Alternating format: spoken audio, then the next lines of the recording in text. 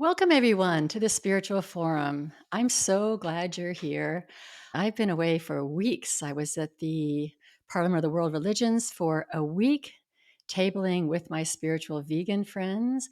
And then I went to Denver for the Podcast Movement Convention and learned just so much there about how to up my game on this podcast. And I'll be taking some steps over the next year or so. One of the things I'm resisting is monetizing it. I am just holding to the vision that there are other ways to sustain a message like mine, which is one of hope, inspiration, and awakening, that there's other ways to do it other than having interruptions by advertisements. So it's definitely an option. I've learned what I can do, but I'm hoping that we can sustain ourselves in another way. So, in that vein, if you feel moved in any way and you want to keep this podcast going, I'd appreciate if you go to thespiritualforum.org and make a donation, large or small. It doesn't matter. It's really about energy. It's really about, receiving energy and giving energy and kind of being in that flow. So I appreciate everybody who has donated so far. All right, let me introduce my guest. My guest is Serena-Faith Masterson. Raised in a satanic cult and subjected from infancy to covert mind control experiments aimed at splitting her identity, Serena-Faith Masterson developed over 300 unique personalities in her courageous fight to stay sane and alive. In her remarkable and inspiring memoir, I Am Serena, she authentically shares her 35-year journey to heal and integrate into the whole person that she is today.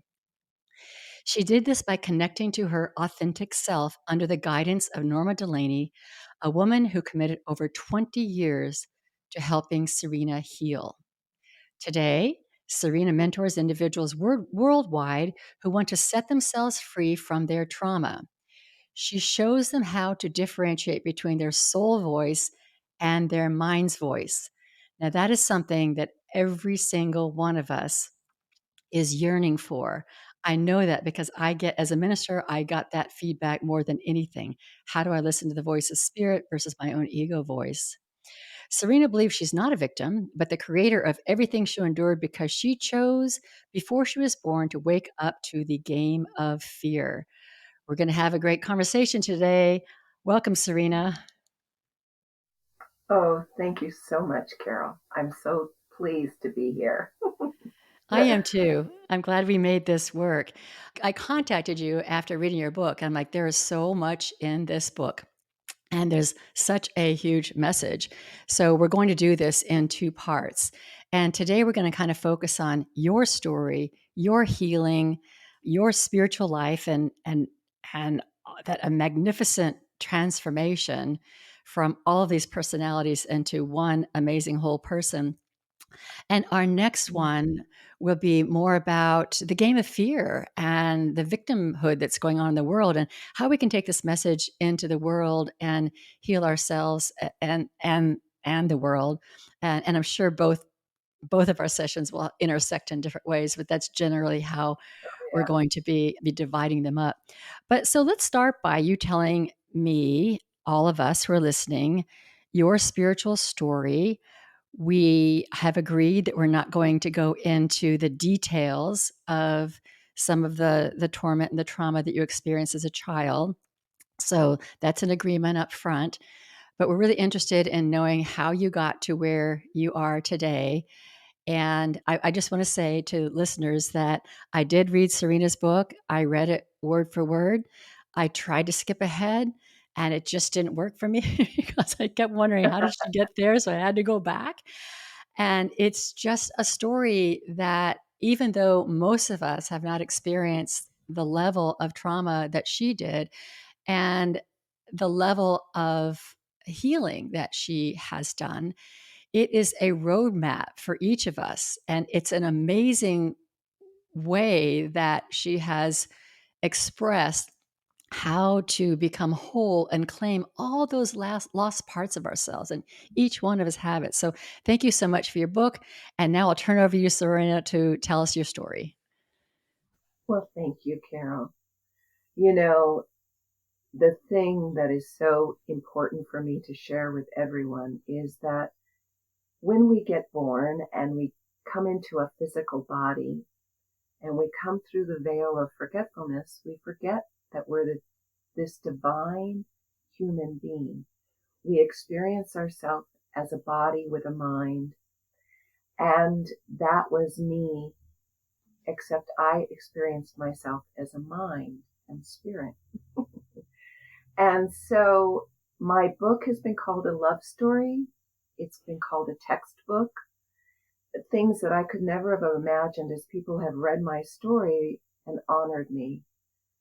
So I was born into a family genealogy of satanic cult.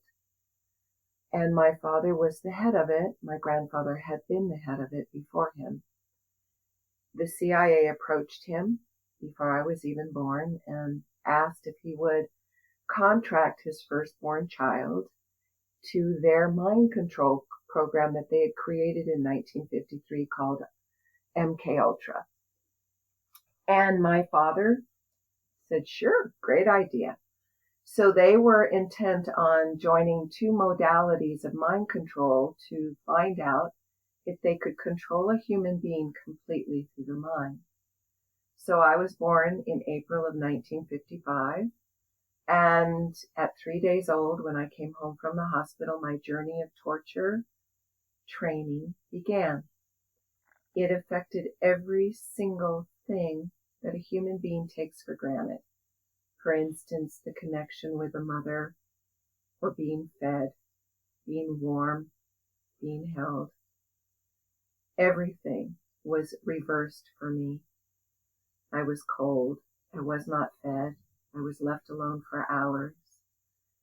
And so began my journey of being energy that was not interested in coming into a physical body. So I have vivid memory at 2 months old of lying in my crib, and the moonlight is coming through the window, through the leaves of a bush outside the window. And as the leaves rustle and move, and I'm watching as this baby at 2 months old, I energetically move out to the movement and find that the wall is so comfortable energetically versus my hungry, cold little body.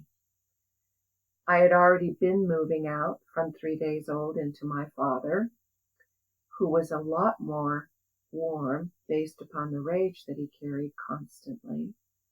And so this was some of the unconscious training that I was experiencing early on. I was trained not to move my arms or my legs in infancy.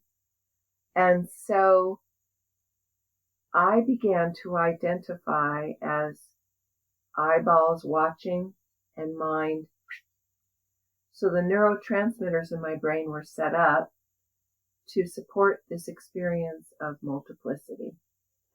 So when you said I had 300 unique personalities, what that means is I had 327 very distinct individual human beings living inside this body and outside the body that switched in to do a job and then switched back out so that the body could move forward effortlessly to stay alive and sane. That was the brilliance of the soul. It is not the mind that created my multiplicity. It was the soul brilliance. You see, my intent to come into the darkest dark on this planet in 1955 was to stay alive and stay sane and stay healthy, which is phenomenal based upon what I went through. I died 15 times this lifetime. That is incomprehensible for people to realize. My soul every time chose that I would live, and she did whatever it was that she had to do that.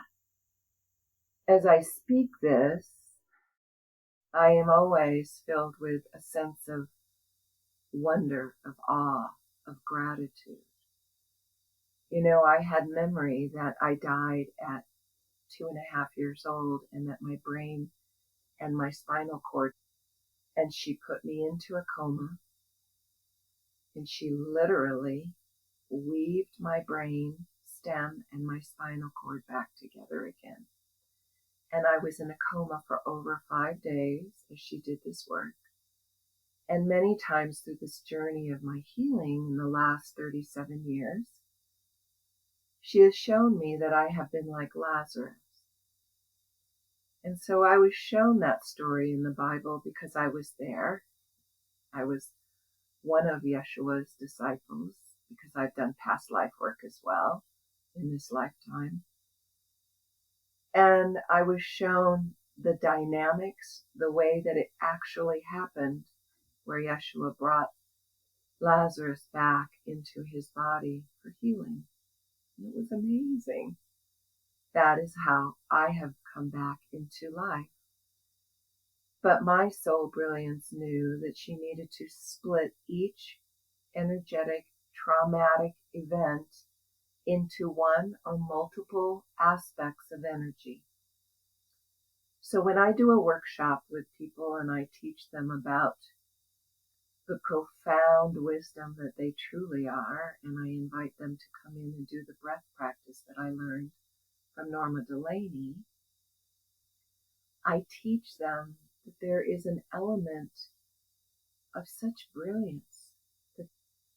And so the brilliant wisdom took all of these pieces and began to create this huge system of operation that I lived in seamlessly for 30 some years until 1986, when I'd already been in AA for years, didn't know why I was so disrupted, filled with pain.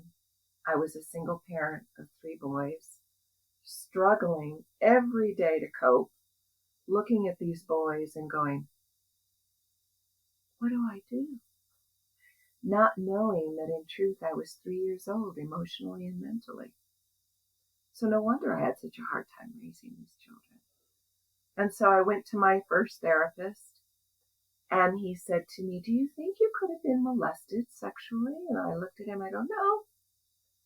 But the brilliance that I was drove home and said, you know, God, if this is true, I'm willing to see it. And I began to have flashes, so devastating that it brought me to my knees in pain. And all I was dealing with was reality that my father had sexually molested me, nothing more. And so that went on for 2 years, and I worked with this first therapist. And then I started to have memories of men in black hooded robes and going, oh my God, I just must be so desperate for attention that I'm going to make anything up. And so that was the dissociation. You see, I had no awareness that I lost time, that I had no awareness of what one day felt like, that I was so many multiple parts, none. That was the beauty, the magnificence. And so I began this journey in psychotherapy that lasted 10 years. And one day my blessed sister, who's 14 months younger than me, who was going through the training to become a therapist, would call me and say, now, I don't want you to contaminate my memory. I just want you to listen, Serena. Just say yes or no. And I would listen. I go, yeah, I've had that memory. No, I haven't had that one. Just very detached. Thought it was all a bunch of bunk. Okay. And one day she shared a memory that I was 3 and she was 2. And I was just slammed into the memory. And I was in the memory and I was looking around, and it was like the glass had shattered, the dissociation had melted, and it was real. And I stopped her and I go, wait, the fireplace is here. There's 5 men, there's dad, there's blah, blah, blah. And she's like, yes. And that began my journey of the dissociation authentically beginning to tiny drip and melt. I spiraled down so much that I was diagnosed a multiple personality. I went to 7 different therapists, doctors, and they all said, do you know what multiple personality disorder is? And I said, yes, I don't have it. And I didn't ask my wisdom, is that true? But the eighth therapist said, well, you do. He broke the rules. And he told me right up front, he said, I've watched you switch at least 7 times. And I left that meeting and I sat in my car and I said, God, if this is true, let me know. And instantaneously, Candy was sitting on the front seat next to me. She's 14 or 15 years old, skinny as a beanpole with blonde curly hair and blue eyes. And she said, hi, I'm Candy. And I knew that it was part of the multiplicity. I just sensed the truth of that.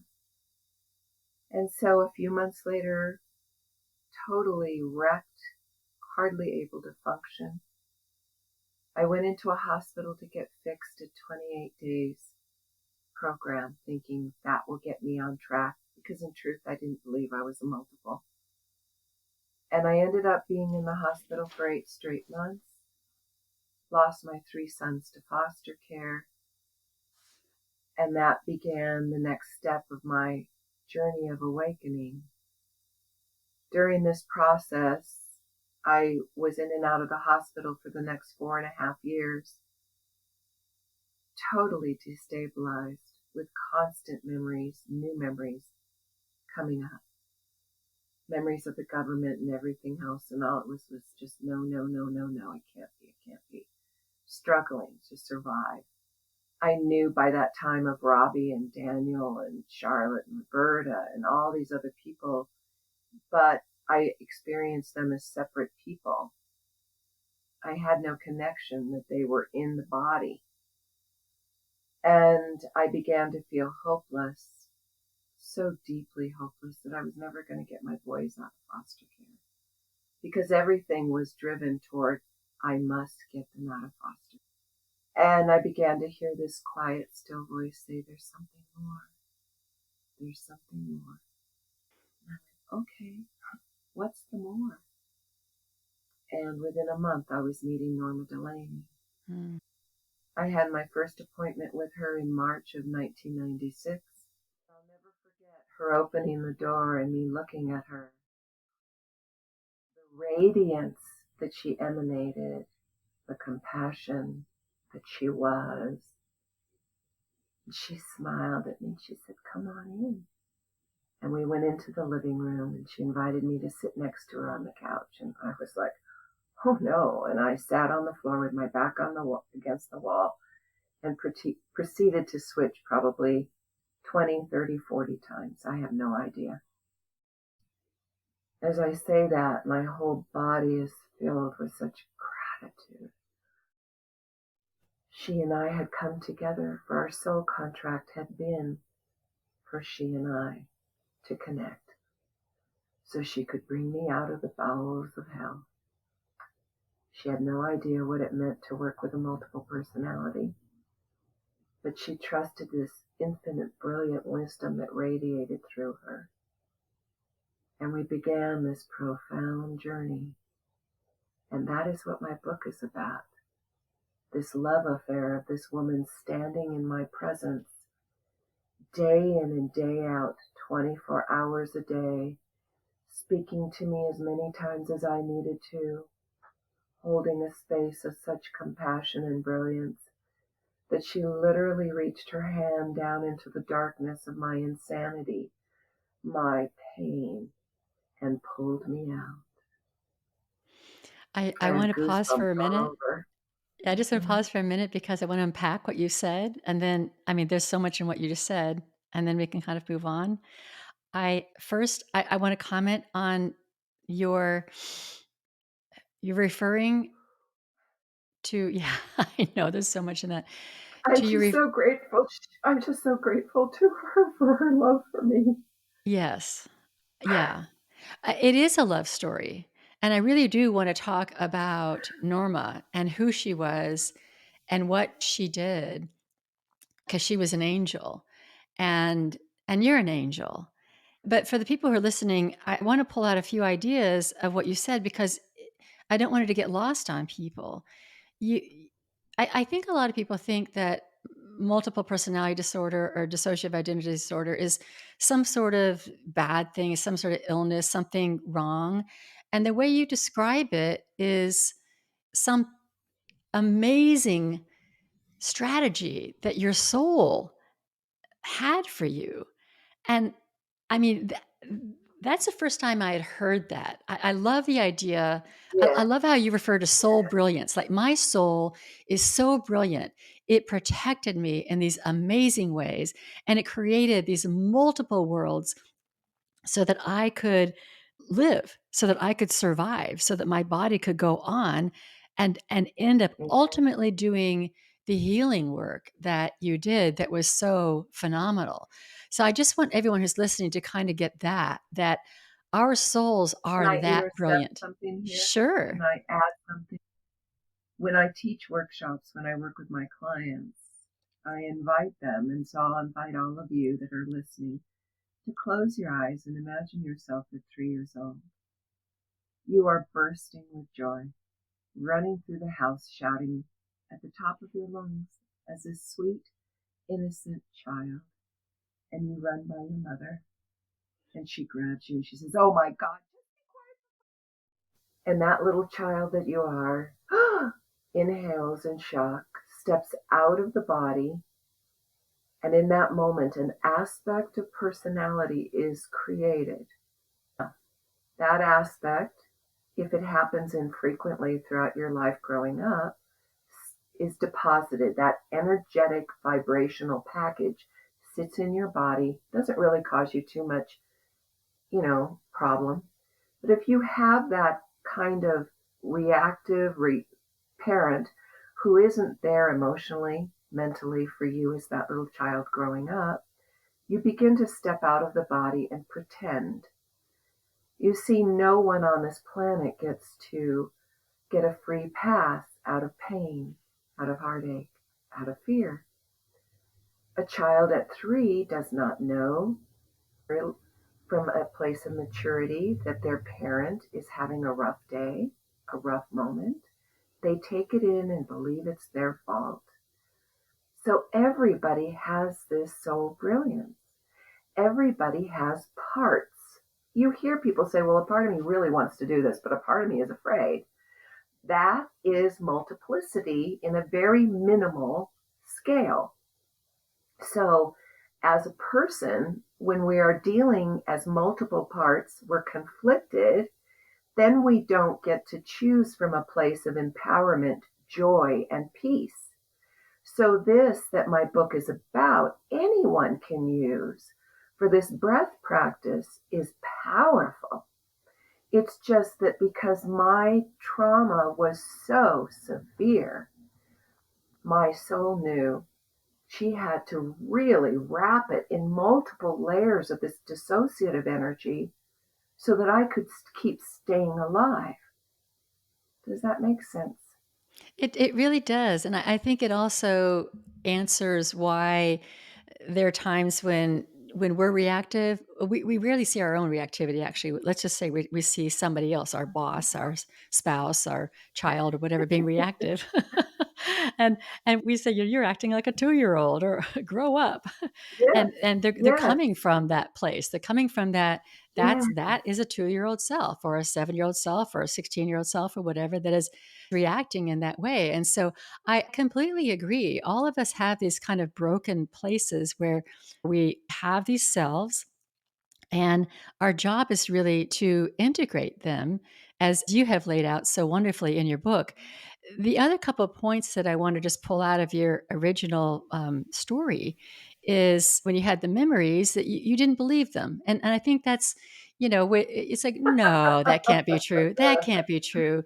Because we do want to love our mommy and daddy, and we do want to think that Oh, Uncle Joe only loved us. And, it's the wonderful heart of a child that just wants to think everything was good. And even if a lot was good, you've said before, we all have our pain, we all have our trauma.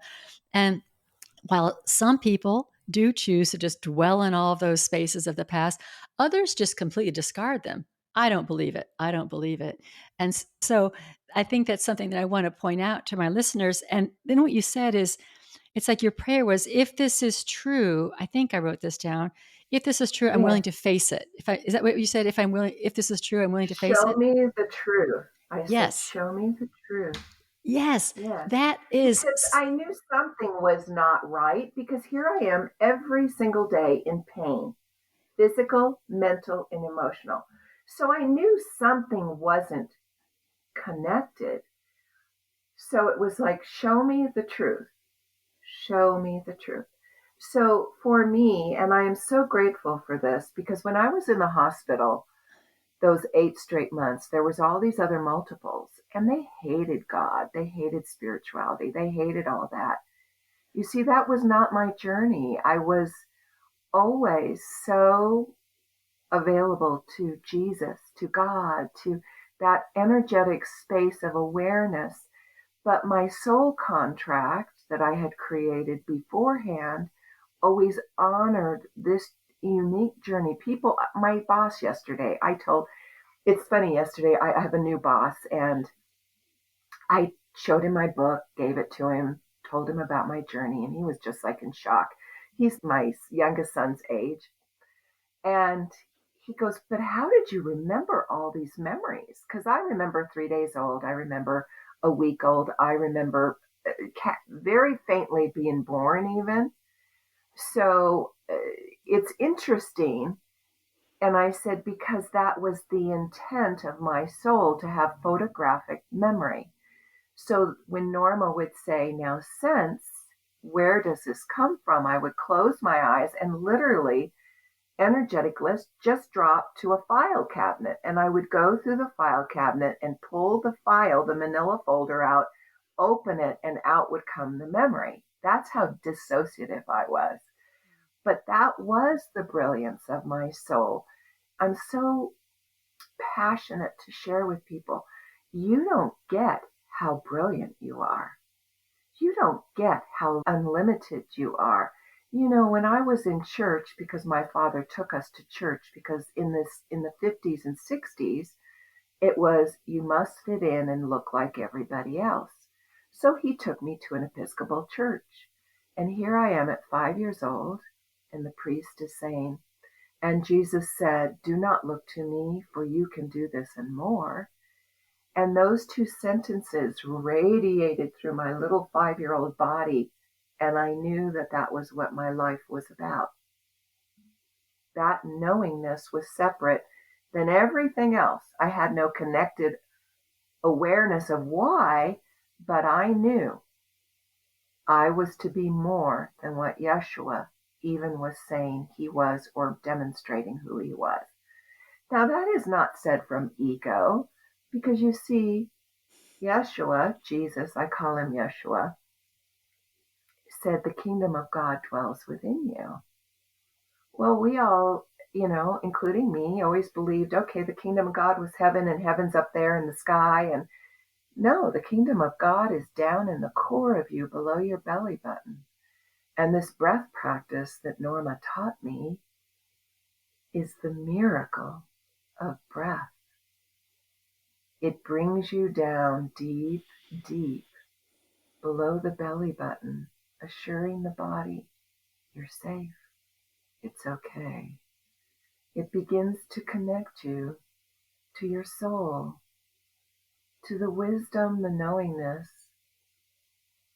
It is a reality, a vibration, an experience that allows you to begin to step out of the reactive response of the 2-year-old, the 5-year-old, the 7-year-old, and begin to notice, either visually, emotionally, whatever, intuitively, oh, look, there's this wounded part of me.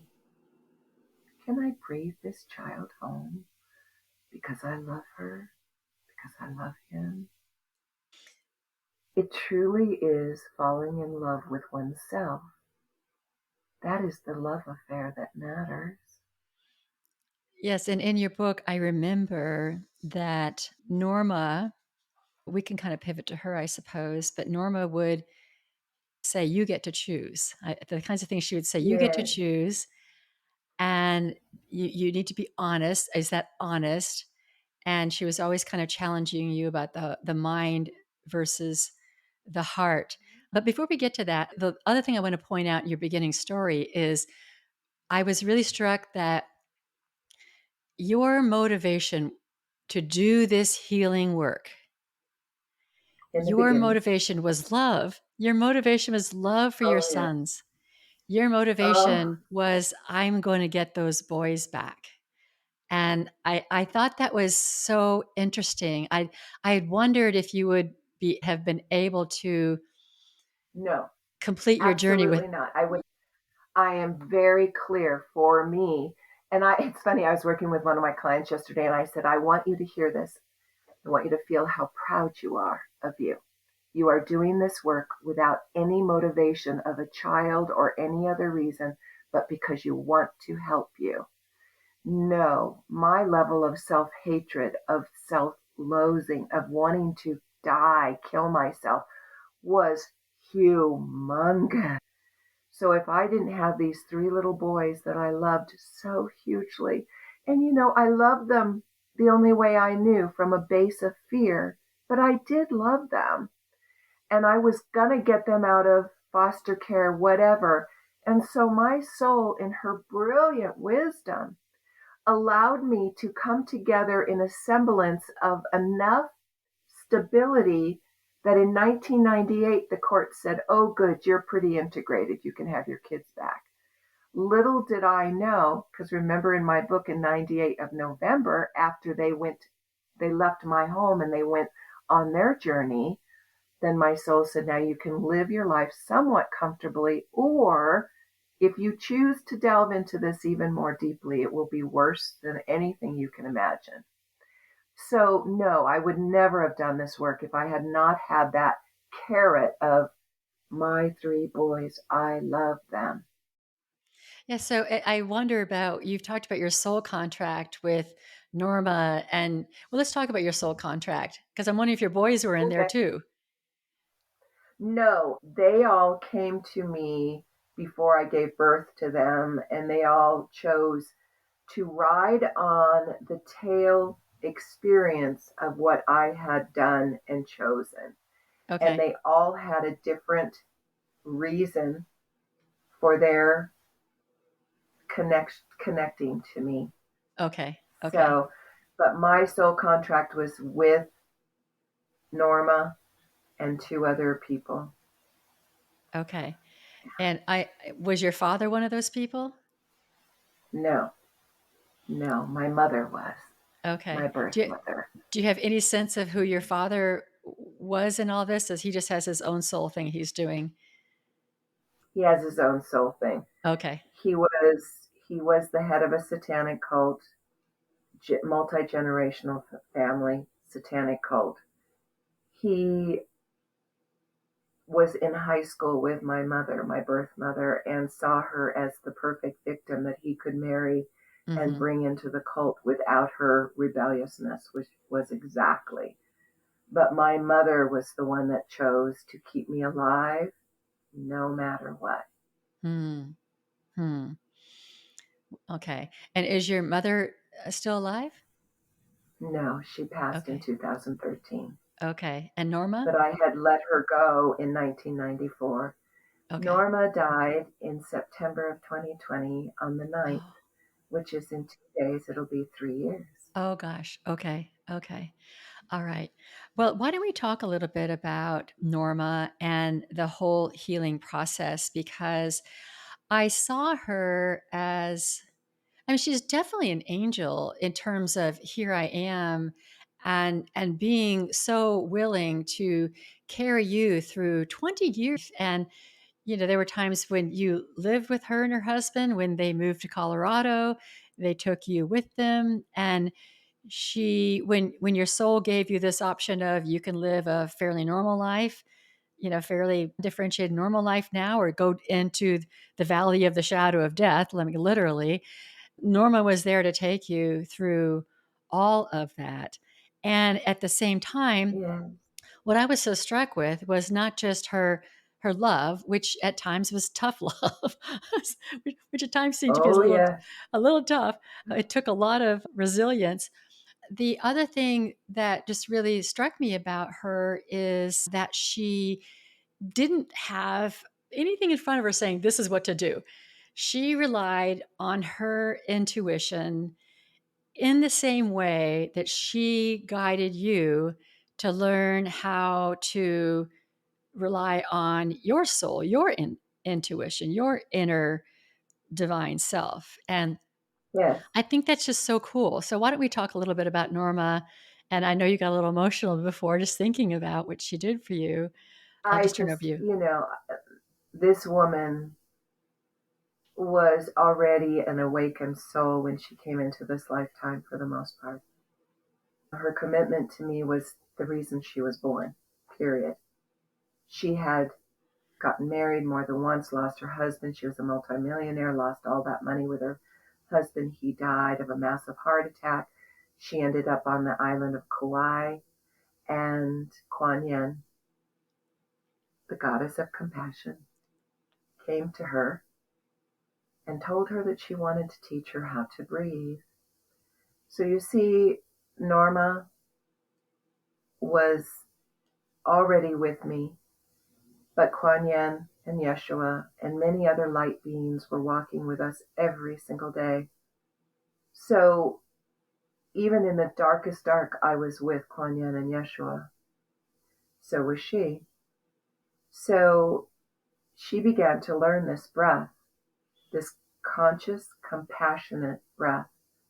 It is a breath that says, I will sit in the presence of whatever occurs in my life, whatever has occurred in my life, from a place of non-judgment, of compassion beyond what the human understands compassion to be. And she began this journey with Kuan Yin that was profound.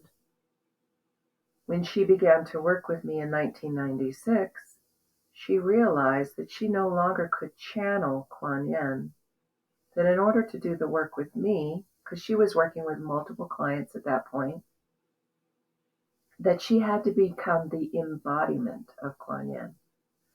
What does that mean? It means that she and Kuan Yin became one in physical form. Kuan Yin's commitment to this planet, to all of humankind, is I will stay connected to this planet. I will not fully cross over. I will stay until every human being knows what compassion is. So she and Norma became one in physical form. She no longer channeled the wisdom, but became the wisdom. She knew how to help me. I also had the ability to allow my soul to come forward into the front of the body as a separate conscious. So my soul would work with her and say, okay, now we need to wrap Serena in a blanket so that we can move all these infants into the front of the body so that we can integrate them. When I say I died 15 times, I am not exaggerating. The first time I died was when I was 2 months old. They electrocuted me too much.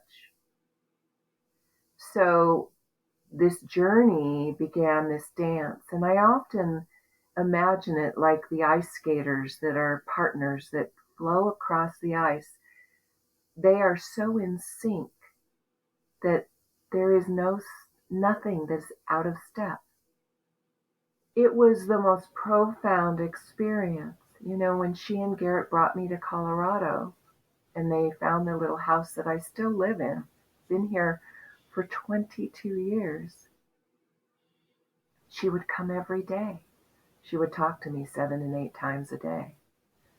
Bless Garrett, he honored her work with me. I was a very difficult person for him because I was filled with unmitigating terror and fear pretty much all the time. I switched constantly. One day she got off the phone with me and he just looked at her and he goes, how can you repeat the same thing over and over and over again? Oh my God, Norma. And she just looked at him and smiled and she said, but I was talking to Fred. He didn't know what I was telling him. And of course, she told me these stories years later when I was much more grounded and more who I am today. She kept those things to herself. But in 2007, she said, I need to talk to your soul. And I said, okay. And I moved out of the way. And she looked at my soul and she said, I'm really tired. Now, this was 9 years in. We had another 11 years to go. And my soul looked at her and smiled and said, I understand. But we are no near anywhere close to being done. And Norma said, okay. And she said, soul, Kuan Yin, fill me with what I need to do this work with Serena. You see, this is the key. When she would work with me and she'd say, you have to face this truth in order to integrate this part. You cannot hold on to the rage, cannot hold on to the judgment. And all I felt was rage and judgment. I would say, soul, fill me with the compassion. Let me look through your glasses at this experience. Let me feel the truth. You see, Norma, day by day, moment by moment, painstakingly taught me, this is feeling, Serena. Don't go to here. Breathe. Be with me in this moment. What are you feeling? People don't get that simple thing, the perseverance, the commitment on both our parts to get me to even just feel, what did that feel like? I'd say to her, well, I didn't have any pain. And she'd say, yes, you did. Your body hurt terribly. That was the truth. So over and over, breath by breath, moment by moment, she taught me, this is truth. This is a lie. Robbie and you are one. You live in the same body. And I'd go, huh? I didn't experience it like that. Can you even grasp the level of dissociation that she had to work with? Every day she heard me and everybody going, no, no, no, no, no. I think somewhere in your book you say something like, imagine being in an auditorium with 327 people. and you Yeah, all have a different view of things, and you've got to bring them all together. It's like, okay, I get it. That's a lot of work. That's a lot of work. And they don't necessarily are aware of each other. Yes, every person being so distinctly different, body types, genders, monsters, a toggle bolt, an ant, a bug. Yeah. All types of energetic personalities. And we had all learned that to survive, we had to fight, because we had to fight to breathe. We had to fight to eat. We had to fight to move. We had to fight for everything. And so Norma, day in and day out, was meeting this. Boom, boom, boom. So the only way that I could come out of the bowels of hell was in that very first meeting. And from that time on, she began to give me her energy of light and take in the darkness. You see, part of her commitment to me was to manifest death in her body, to experience death, cancer, so that I could see her wither away, but her eyes still sparkled. Her love for me was still there. For you see, I had experienced death so abhorrently from the time I was an infant in the cult and in the government, that part of her commitment was to show me death.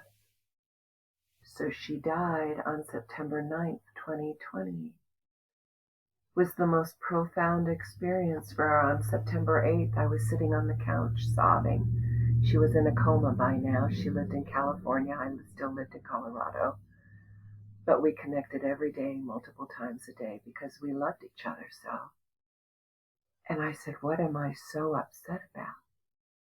And I asked the question out loud so I could hear it, which I have found to be a very powerful tool.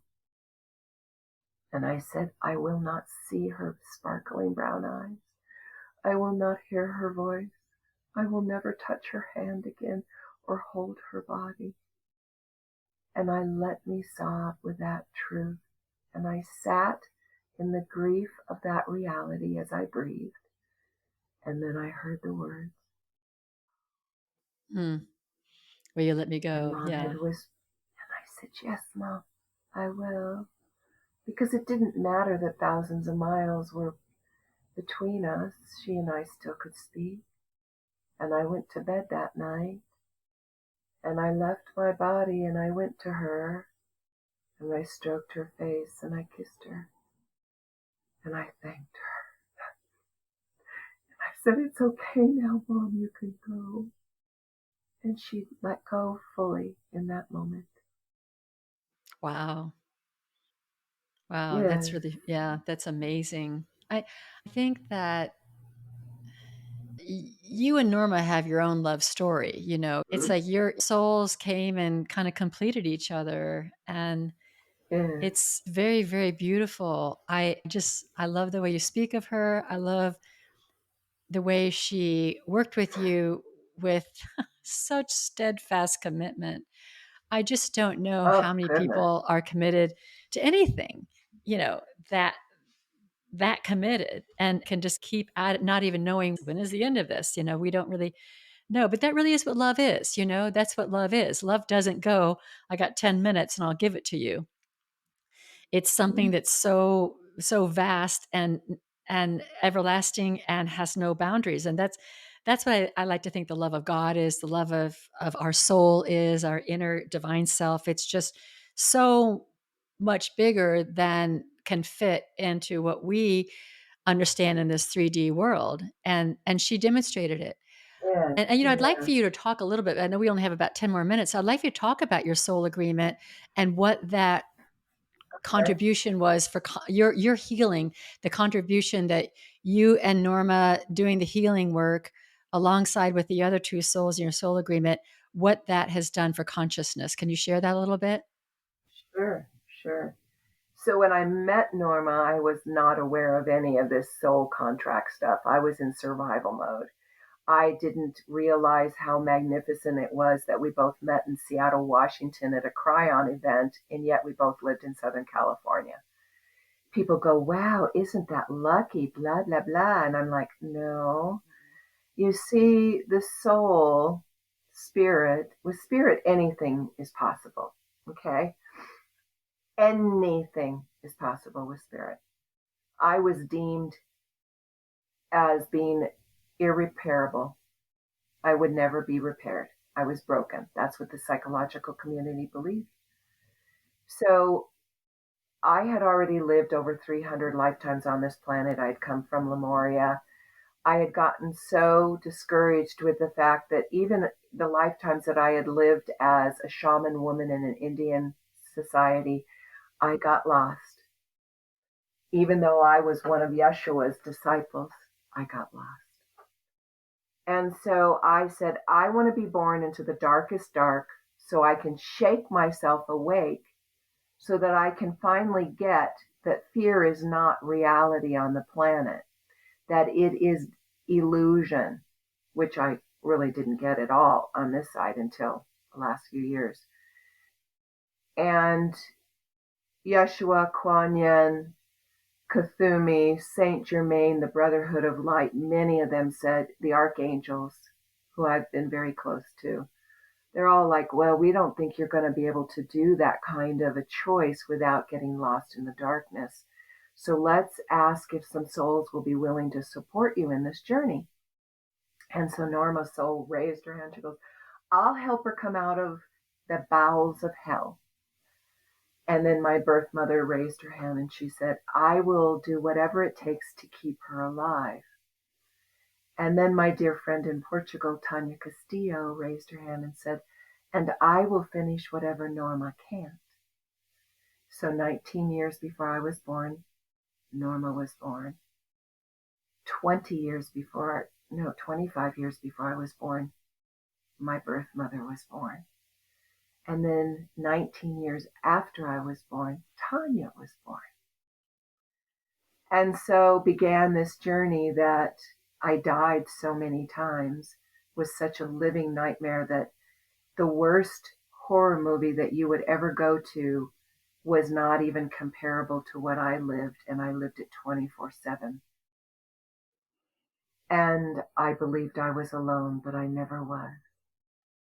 This profound journey that my birth mother was willing to be born into a family of such chaos and cruelty, that she was severely wounded so that her husband would pick her in high school so she would end up in the cult.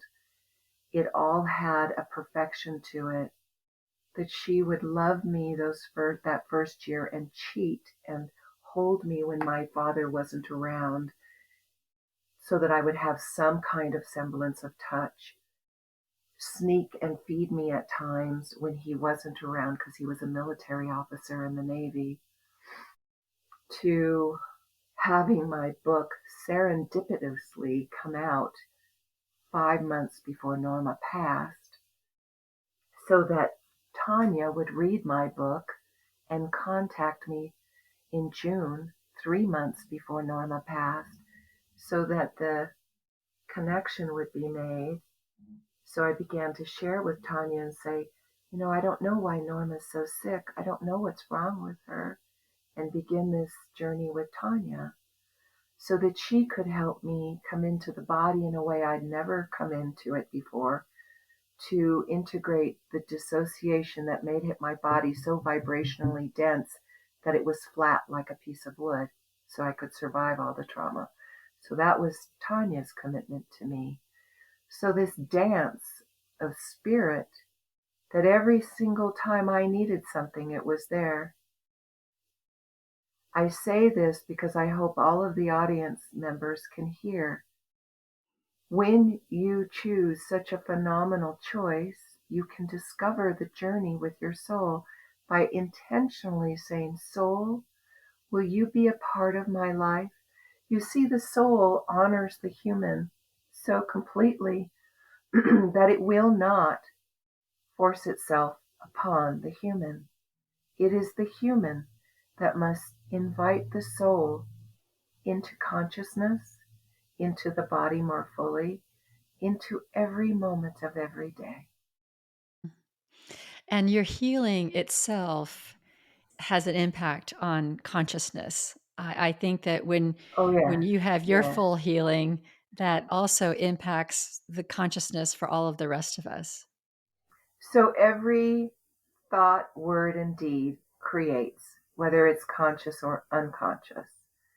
So in 2015, Yeshua came to Norma and I as we were working in her room in her house in Colorado, and he said, "You two have broken the veil on man's unconsciousness. It will never, ever go back to where it has been." And I was like, what? I was trudging through the mud, the daily grind of, I get to choose. Will I choose my self-hatred? Will I choose dissociation? Or will I breathe in the presence of this agonizing pain? And Norma's choice to show up moment by moment, breath by breath, whether it was 2 a.m. in the morning or 6 a.m. in the morning or 9 at night. She was always there. And he had told us this. Evidently, this that I had chosen was so huge that it sent waves of conscious awareness through everyone on the other side. So many people have chosen to be born at this time, so that Heaven's Gate, which I had a direct influence on, which happened in March of 2023, opened the veil even more, so that every baby that is being born now will have a deeper connection to the truth of who they are. They will not come in and experience the level of separateness that you and I have experienced. They will know, but they will have to continue to choose themselves Will I choose to be the brilliance, or will I live in duality and play the game of fear?